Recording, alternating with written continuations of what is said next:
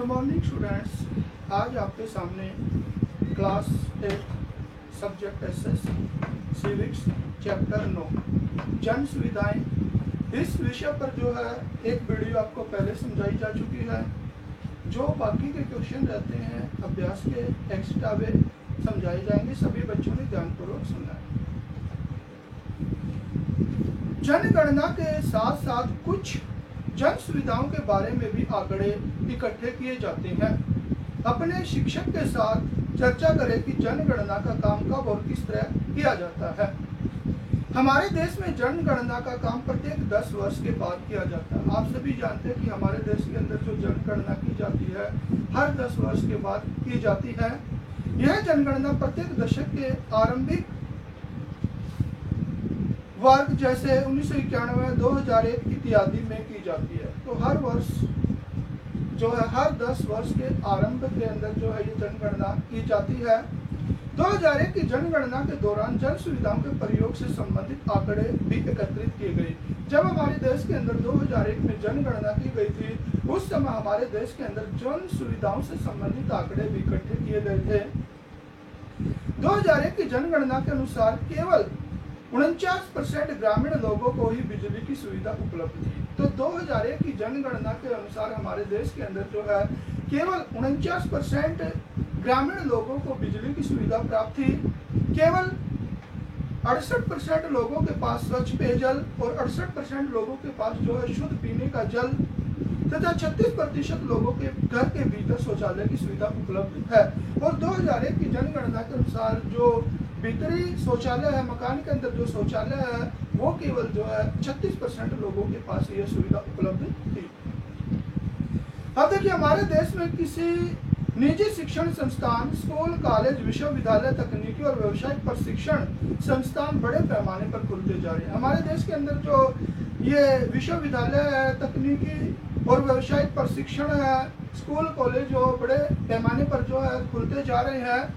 दूसरी तरफ सरकारी शिक्षा संस्थाओं का महत्व कम होता जा रहा है। दूसरी तरफ जो सरकारी शिक्षण संस्थाएं हैं उनका महत्व काफी कम होता जा रहा है। आपकी राय में इसका क्या असर हो सकता है, मतलब इसकी क्या वजह हो सकती है, चर्चा कीजिए। यह बात सही है कि हमारे देश में निजी शैक्षणिक संस्थाएं जैसे स्कूल, कॉलेज, विश्वविद्यालय, तकनीकी और व्यावसायिक प्रशिक्षण संस्थान बड़े पैमाने पर खुलते जा रहे हैं। जो ये निजी संस्थान है, चाहे इसमें स्कूल है, कॉलेज है, टेक्निकल एजुकेशन है, टेक्निकल इंस्टीट्यूट है, ये जो हमारे देश के अंदर बड़े पैमाने पर जो खुलते जा रहे हैं। दूसरी तरफ सरकारी शिक्षा संस्थाओं का महत्व कम होता जा रहा है। इसलिए जो दूसरी तरफ जो सरकारी शिक्षण संस्थाएं का महत्व गिरता जा रहा है, कम होता जा रहा है। इसका प्रथम और स्पष्ट असर तो यह हुआ कि शिक्षा महंगी हो जाएगी। इसका सबसे पहला जो असर पड़ेगा देश के लोगों के ऊपर कि जो शिक्षा है वो काफी महंगी हो जाएगी।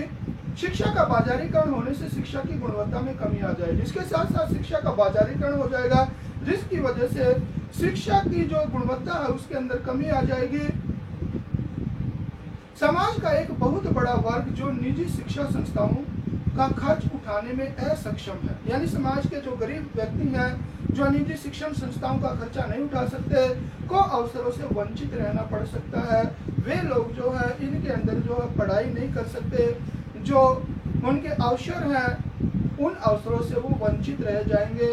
यानी कि जो निजी शिक्षण संस्थान है इनके अंदर वे जो है मतलब शिक्षा प्राप्त नहीं कर पाएंगे। अब देखिए जन सुविधाएं क्या होती हैं। जन सुविधाएं मुहैया करवाने की जिम्मेदारी सरकार पर क्यों होनी चाहिए। वे सुविधाएं जिनका एक बार निर्माण हो जाने के बाद बहुत सारे लोग इस्तेमाल करते हैं, यानी कि वे सुविधाएं जिनका एक बार निर्माण होने के बाद बहुत से लोग जो इसका इस्तेमाल करते हैं उन्हें जन सुविधाएं कहते हैं। तो उन सभी सुविधाओं को जन सुविधाओं का नाम दिया गया है। जैसे बिजली, सड़क, पानी, स्वास्थ्य इत्यादि, ये सारी की सारी सुविधाएं जो है जन सुविधाओं के अंतर्गत आती हैं। जन सुविधाओं का संबंध लोगों की मूलभूत सुविधाओं से है। तो ये जो जन सुविधाएं हैं वे लोगों की मूलभूत सुविधाएं हैं। किसी भी आधुनिक समाज के लिए यह जरूरी है कि इन सुविधाओं का इंतजाम हो। हर समाज के लिए जरूरी है कि जो ये जन सुविधाएं हैं वे जो है मतलब इसका जो है इंतजाम समाज के सभी लोगों के लिए हो ताकि लोगों की मूलभूत जरूरतें पूरी हो सके, ताकि जो लोगों की मूलभूत आवश्यकताएं हैं वे पूरी हो जाएं। इन जन सुविधाओं के निर्माण और संचालन पर बहुत अधिक खर्च आता है। जो ये जन सुविधाएं होती हैं इनके ऊपर जो है बहुत ज्यादा पैसे खर्च करने पड़ते हैं। यदि जन सुविधाओं को उपलब्ध कराने का काम निजी कंपनियां करेंगी तो इसकी कीमत बहुत अधिक बढ़ जाएगी। तो ये जन सुविधाएं हैं जैसे जल है, बिजली है, अगर ये निजी कंपनियां इनको उपलब्ध कराएगी लोगों को तो इनकी कीमतों में भारी वृद्धि हो जाएगी और देश की जनसंख्या का एक बहुत बड़ा वर्ग इनके प्रयोग से वंचित रह जाएगा और देश का जो गरीब वर्ग है वो जो इन जन सुविधाओं का फायदा नहीं उठा पाएगा, वो इससे जो है वंचित रह जाएगा। अतः जन सुविधाओं का संचालन सरकार को निःशुल्क या कम कीमत पर करना चाहिए। तो इसकी जिम्मेवारी जो है सरकार के ऊपर होनी चाहिए और इसका संचालन जो है या तो निःशुल्क होना चाहिए या बहुत ही कम कीमत पर जो इसका संचालन सरकार के द्वारा किया जाना चाहिए। चेन्नई में पानी आपूर्ति की 3 विशेषताएं लिखिए। तो चेन्नई में पानी आपूर्ति की विशेषताएं जो है इस प्रकार से है। चेन्नई में पानी की भारी कमी है। सबसे पहली विशेषता ये कि चेन्नई के अंदर पानी की बहुत भारी कमी है। नगर पालिका की आपूर्ति से शहर की केवल आधी जरूरतें पूरी हो पाती है। तो नगर पालिका जो जल उपलब्ध करवाती है यानी शहर की आधी जनसंख्या की जो है पूर्ति ही से हो पाती है। लोग बोरवेल खोदकर, टैंकरों से पानी खरीदकर या बोतल बंद पानी खरीदकर अपना काम चला लेते हैं। तो इस तरह से जो है बोरवेल खोदकर, टैंकरों से पानी लेकर या बंद बोतल से पानी खरीदकर लोग जो अपना काम वहां पर चलाते हैं। सरकार को जन सुविधाओं के लिए पैसा कहां से मिलता है, यानी कि सरकार जो लोगों को जन सुविधाएं उपलब्ध करवाती है उसके लिए सरकार को पैसा कहां से मिलता है। सरकार को जन सुविधाओं के लिए जो है निम्नलिखित स्रोतों से पैसा मिलता है। जनता से मिलने वाला कर सरकार की आमदनी का मुख्य स्रोत होता है। तो जो सरकार की आमदनी का जो मुख्य स्रोत होता है वो होता है जनता से प्राप्त होने वाला कर। सरकार कुछ हद तक जन सुविधाओं के बदले मूल्य भी वसूल करती है। तो सरकार के द्वारा जो है कुछ स्तर तक जो है जो जनता को जन सुविधाएं उपलब्ध करवाती है कुछ स्तर तक जो है वो उससे कीमत भी वसूल करती है, पैसे भी लेती है। सरकार को संयुक्त राष्ट्र संघ की एजेंसियां जैसे विश्व स्वास्थ्य संगठन इत्यादि के माध्यम से अनुदान मिलता है। तो यूएनओ की जो एजेंसियां हैं जैसे आपके विश्व स्वास्थ्य संगठन इत्यादि के माध्यम से जो है देश की सरकारों को अनुदान भी प्राप्त होता है। कुछ जन सुविधाओं के नाम बताइए जो आज प्रत्येक व्यक्ति के लिए परम आवश्यक है। तो वर्तमान समय में निम्नलिखित जन सुविधाएं प्रत्येक व्यक्ति के लिए आवश्यक है। शुद्ध एवं सुरक्षित पेयजल, यानी सबसे पहले शुद्ध और बढ़िया जल जो है हर व्यक्ति के लिए जरूरी है। निर्बाध बिजली आपूर्ति, यानी बिना किसी बाधा से बिजली की आपूर्ति होनी चाहिए। सफाई की जन सुविधा, सार्वजनिक स्वास्थ्य की सुविधा यानी लोगों के स्वास्थ्य की सुविधा, सार्वजनिक परिवहन की सुविधा हर एक व्यक्ति के लिए जरूरी है। शैक्षणिक संस्थानों जैसे स्कूल कॉलेज की सुविधा, यानी जो शिक्षा प्राप्त करने के लिए जो शैक्षणिक संस्थान है वो भी जो है हर परिवार की मतलब ये आपका जो है जन सुविधा है और जरूरी होनी चाहिए।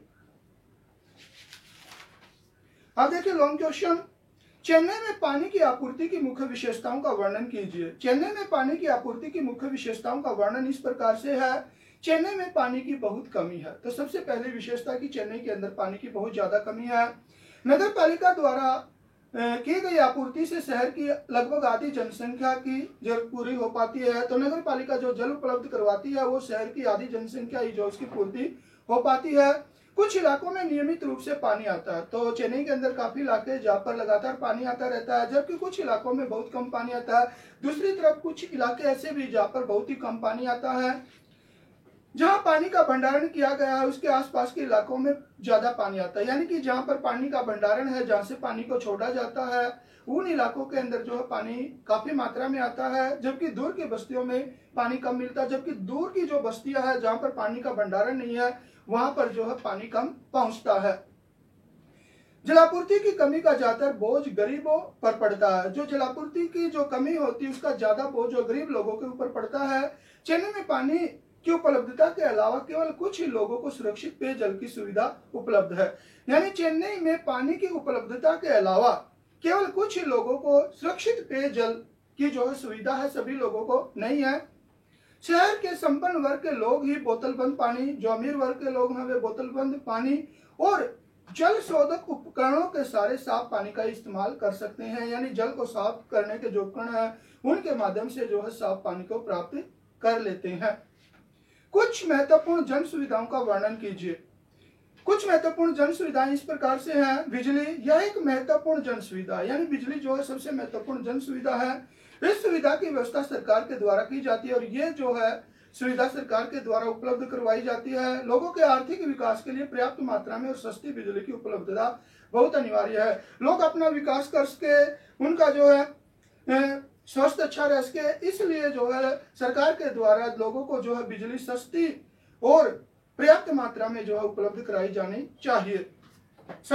सड़क लोगों के जीवन का अहम हिस्सा है। सड़क जो है लोगों के जीवन का बहुत ही महत्वपूर्ण हिस्सा है। अच्छी और पक्की सड़कें सुविधा का एक रूप है। सरकार के द्वारा जन साधारण के लिए अच्छी सड़कें साथ साथ पक्की सड़कों की सुविधा की जानी चाहिए। पानी जल ही जीवन है।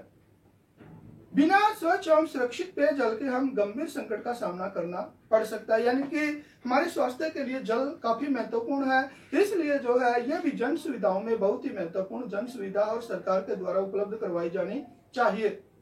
स्वास्थ्य सुविधाएं जैसे अस्पताल, डिस्पेंसरी तथा जच्चा बच्चा कार्यक्रम इसी जन सुविधा के अंतर्गत आते हैं। तो ये स्वास्थ्य संबंधी सुविधाओं की जो उपलब्धता भी सरकार के द्वारा करवाई जानी चाहिए। सफाई व्यवस्था, नागरिकों को सफाई व्यवस्था की जन सुविधा उपलब्ध कराना सरकार का दायित्व है, यानी नागरिकों को जो सफाई संबंधी व्यवस्था है वो भी सरकार के द्वारा उपलब्ध करवाई जानी चाहिए। सार्वजनिक